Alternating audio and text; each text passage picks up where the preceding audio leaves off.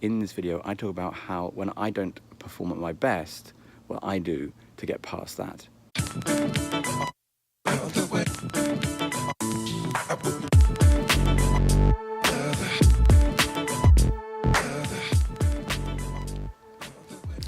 I wanted to do this video because it was inspired by my run today, because I think there's something in there which is quite interesting, or at least I found interesting.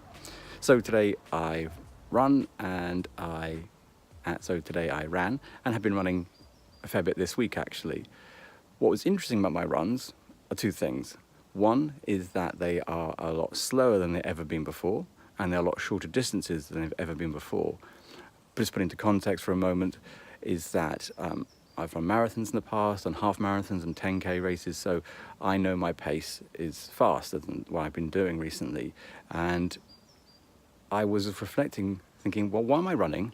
And why am I not giving up? Why am I not like, oh, terribly disappointed about my performance at the moment? Why am I not kind of giving in and doing something else or not running at all? Why am I still out here? Why? And I'm not even carrying any of that disappointment with me. I'm just noticing the fact that I'm slower and that it's not going as far as I used to. Why am I okay with that? How am I making it okay for myself to be out running when I know I can do better, or why I've done better in the past? And I thought there was something about this, about resilience, which would be interesting. And so I thought about it, and my best answer came up to me is that I've done marathons. I remember that I didn't start running marathons. I remember I just started running around the block at 6 in the morning with kind of hiking shoes and a heavy tracksuit when it wasn't particularly cold.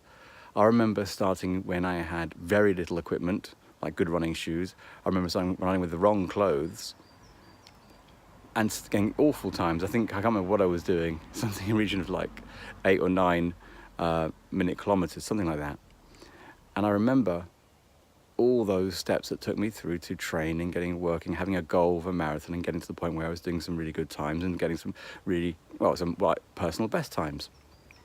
So it was that I reflect back and go, for me, you've done this before. You've gone from really slow times and gotten faster and faster. You've been there, you've done the grind, you've done the hard work. You know where to start from again. You know you can do it again. You know where to kind of resource those skills. This currently isn't the worst you've ever been, which is probably the important point. Right now, I'm running good times. They're slower than usual, but they're good times. They're better than when I first started. And so, for me, I can go back and resource a time saying, actually, I was worse than this. I started with nothing. And then achieved marathons. I'm now not at zero, not at nothing. I'm actually higher than that. So I know I can climb back up to where I want to be if I put in the work, put in the time for it, put in the effort. And I just felt that's a part of resilience. I think that's a given, but it's also about the mindset and acknowledging that actually we have setbacks, but where we are right now at that setback point isn't as bad as when we started. When we started at zero, we had nothing. You just get going with whatever you've got, whatever resources you have. Now I'm in a position where I'm going, well, I've got all the resources I need, and I'm still going to not at the times I'm after, but I know how to get back up there. I've started from zero. I don't come in and expecting to run marathons when I haven't put in the training. I just felt there's something there in terms of a story or analogy, metaphor, if you like, about how when we are facing challenges, just to take some reflection and think, actually, well, we did start from nothing, and all we're doing is building back up to that point. So, as ever, I hope you get something from that, and have a fantastic day wherever you are.